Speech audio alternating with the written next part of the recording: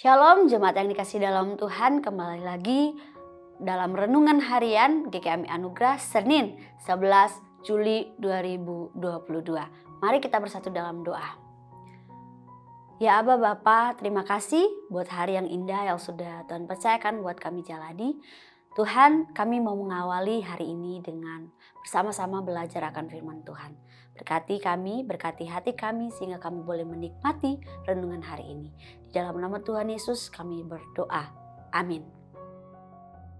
Jemaat yang dikasih dalam Tuhan, judul renungan hari ini Circle.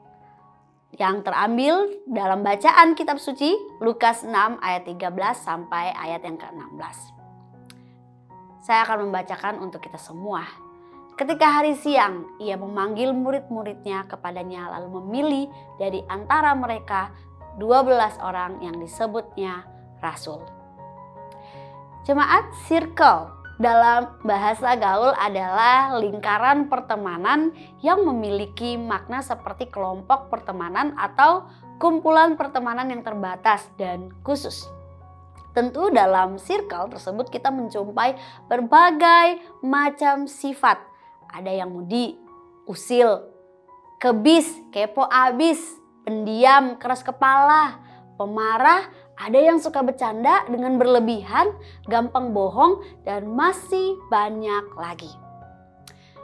Menarik apabila kita memperhatikan 12 orang yang Tuhan Yesus pilih juga untuk menjadi satu grup. Sebut saja Petrus adalah seorang yang cenderung dominan dan lebih cepat berkata-kata daripada berpikir. Sedangkan Andreas adalah seorang yang cenderung lebih suka berada di balik layar. Yohanes dan Yakobus bersaudara, terkenal mudah marah sampai-sampai pernah ingin menurunkan api untuk membinasakan orang yang tidak mereka sukai. Kemudian Matius adalah pemungut cukai, profesi yang mungkin menunjukkan karakternya sebagai orang yang oportunistis dan rela mengkhianati sekitarnya demi uang. Sebaliknya, Simon adalah orang zelot, merupakan orang yang begitu radikal dalam kesetiaan sampai rela memberontak terhadap pemerintah dan bahkan menjadi radikal demi loyalitas terhadap bangsanya. Cuma tidak heran apabila kita membayangkan para murid suka mengejek Matius atau menghindari Simon orang zelot karena takut padanya. Satu hal yang pasti adalah di tengah keunikan dan perbedaan mereka, grup ini bukanlah grup yang paling nyaman yang bisa mereka bayangkan.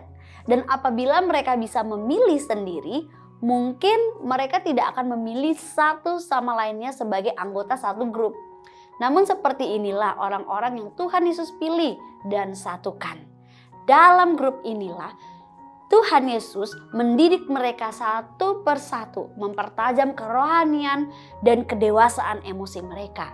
Dalam grup inilah mereka bersama-sama belajar menjadi murid Tuhan Yesus. Dalam grup inilah mereka belajar berkomunitas sampai akhirnya mereka menjadi pendiri-pendiri komunitas Tuhan di dunia ini, yaitu gereja. Saudara jemaat, begitu juga dalam circle pertemanan atau kehidupan berelasi kita. Mungkin adalah circle yang tidak nyaman. Ada rekan satu kantor atau pelayanan yang menyebalkan, istri yang cerewet, suami yang keras kepala, anak yang susah diatur, bos yang suka marah-marah, atau karyawan yang banyak alasan. Jemaat yang dikasih Tuhan, percayalah, mungkin Tuhan izinkan orang-orang seperti itu ada dalam komunitas kita bukan untuk melemahkan atau menyusahkan hidup kita, melainkan untuk mempertajam kita menjadi orang yang lebih dewasa, baik secara emosi, semakin sabar dan bijak dalam menghadapi mereka, baik juga secara rohani, semakin nyata mengaplikasikan kasih Tuhan Yesus yang kita terima ke dalam hidup mereka. Amin. Mari kita bersatu dalam doa. Tuhan Yesus, Engkau begitu baik, kasih-Mu nyata. Ampunilah kami jikalau kami seringkali tidak nyaman dengan kehidupan berelasi kami atau circle pertemanan kami. Biarlah Tuhan Engkau yang menolong setiap hati kami untuk semakin melihat dan sensitif atau peka di dalam relasi kami bersama dengan orang lain yang mungkin tidak mengenakan bagi kami. Tuhan tolong kami boleh menjadi berkat, terang di tengah-tengah mereka, dan lewat kelemahan mereka pun juga kami semakin dipertajam untuk semakin menjadi pribadi yang dewasa secara emosi dan juga secara rohani. Terima kasih Tuhan Yesus, di dalam nama Tuhan Yesus kami berdoa. Amin.